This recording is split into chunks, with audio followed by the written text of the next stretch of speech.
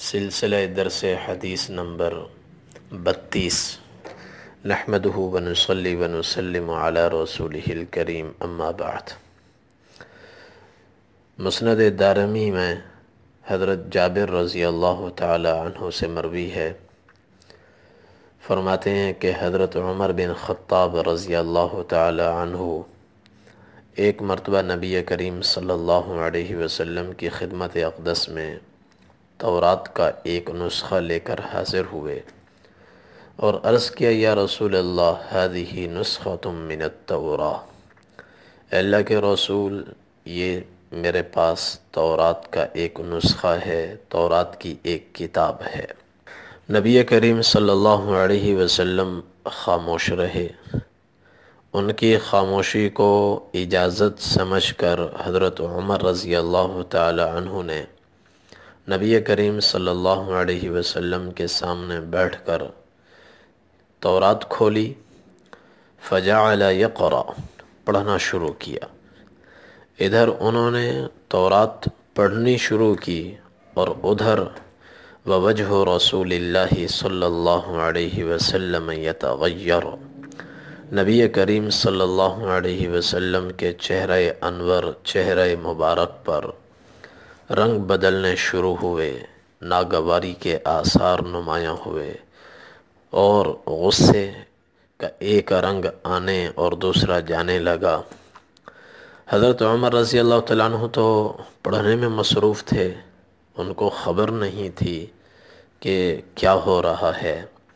حضرت ابوبکر صدیق رضی اللہ تعالی عنہ بھی مجلس میں موجود تھے۔ ان کی جب نبی کریم صلی اللہ علیہ وسلم کے چہرہ انور پر نگاہ پڑی، نظر پڑی، تو حضرت عمر رضی اللہ تعالی عنہ کو حضرت ابوبکر صدیق رضی اللہ تعالی عنہ نے سخت لفظوں میں ڈانٹا اور فرمایا، ثقلتک الثواکل، کہ رونے والیاں تجھ پر روئیں، تمہاری جان جائے، ما ترى ما بوجہ رسول اللہ صلی اللہ علیہ وسلم، تمہیں نظر نہیں آ رہا نبی کریم صلی اللہ علیہ وسلم کے چہرہ انور پر کیسے ناراضگی کے آثار آ رہے ہیں اور آپ کو تکلیف ہو رہی ہے، حالانکہ وہ کوئی ایسا جرم نہیں کر رہے تھے، ایسا گناہ نہیں کر رہے تھے جن کو احادیث میں کوئی بڑا گناہ اور کبائر میں سے شمار کیا گیا۔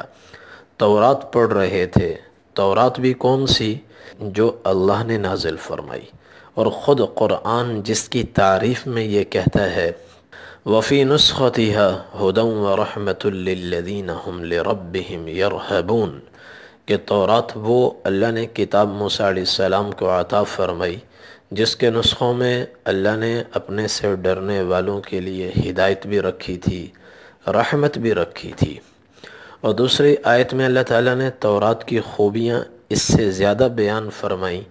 ارشاد فرمایا، ثم آتینا موسیٰ الکتاب تماما علی الذی احسن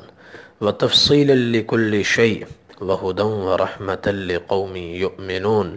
کہ یہ تورات ایک کامل مکمل کتاب اور اس میں ہر چیز کی ہم نے تفصیل بیان کر دی، ایمان والوں کے لیے اس میں ہم نے ہدایت کا بڑا سامان رکھا اور اس کو ہم نے ذریعہ رحمت بنایا۔ تو ایسی کتاب جس کو قرآن تمام کہہ رہا ہے اور تفصیل کہہ رہا ہے اور جس کو اللہ تعالیٰ ہدن فرما رہے ہیں، رحمہ فرما رہے ہیں، لقوم یؤمنون فرما رہے ہیں، وہ تورات جو اللہ نے نازل فرمائی، موسیٰ علیہ السلام پر نازل فرمائی، اور جو اس قدر کثیر خوبیوں کی حامل وہ کتاب حضرت عمر رضی اللہ تعالی عنہ نبی کریم صلی اللہ علیہ وسلم کی مجلس میں پڑھنے لگے تو آپ صلی اللہ علیہ وسلم کو سخت ناراضگی ہوئی اور چہرہ انور کا رنگ بدلنے لگا، اور حضرت عمر رضی اللہ تعالیٰ عنہ کی جب نظر پڑی ابو بکر صدیق رضی اللہ تعالیٰ عنہ کے ٹوکنے پر، خود دیکھا کہ آپ صلی اللہ علیہ وسلم کا چہرہ مبارک سرخ ہو چکا ہے۔ تو فوراً کہا اعوذ باللہ من غضب اللہ و غضب رسولہ، میں اللہ سے اللہ کی ناراضگی کی بھی پناہ مانگتا ہوں، اللہ کے رسول کی ناراضگی سے بھی پناہ مانگتا ہوں، اللہ کے غصے سے بھی پناہ مانگتا ہوں، اللہ کے رسول صلی اللہ علیہ وسلم کے غصے سے بھی پناہ مانگتا ہوں۔ اور پھر کہا رضیت باللہ ربا وبالاسلام دینا وبمحمد نبیا، کہ میں اللہ کے رب ہونے پر راضی ہوں، حضور صلی اللہ علیہ وسلم کے نبی ہونے پر راضی ہوں، اسلام کے مذہب اور دین ملنے پر میں راضی ہوں، اور کثرت سے اس کو دہراتے رہے، یہاں تک کہ نبی کریم صلی اللہ علیہ وسلم کے چہرے انور سے ناراضگی کے آثار دور ہوئے۔ تو آپ صلی اللہ علیہ وسلم نے پھر ارشاد فرمایا، عمر والذی نفسی بیدہ، اے عمر اس ذات کی قسم جس کے قبضہ و قدرت میں میری جان ہے، لو بدا لکم موسیٰ فاتبعتموہ وترکتمونی لضللتم عن سواء السبیل، کہ اے عمر اگر آج حضرت موسیٰ علیہ السلام تمہارے سامنے آ جائیں اور تم ان کے پیچھے چلو، مجھے چھوڑ دو، تو تم حق کے راستے سے بہت دور نکل جاؤ گے اور گمراہ ہو جاؤ گے۔ اور پھر فرمایا وَلَوْ كَانَ حَيًّا وَأَدْرَكَ نَبُوَّتِي لَاتَّبَعَنِي، اگر آج حضرت موسیٰ علیہ السلام زندہ ہو جائیں، اللہ تعالیٰ ان کو نئی زندگی عطا فرمائیں اور وہ اپنے سامنے میری نبوت کو پائیں، میری نبوت کا زمانہ ان کے سامنے ہو، تو وہ اپنی شریعت موسوی پر عمل نہیں کریں گے بلکہ میری اتباع کریں گے۔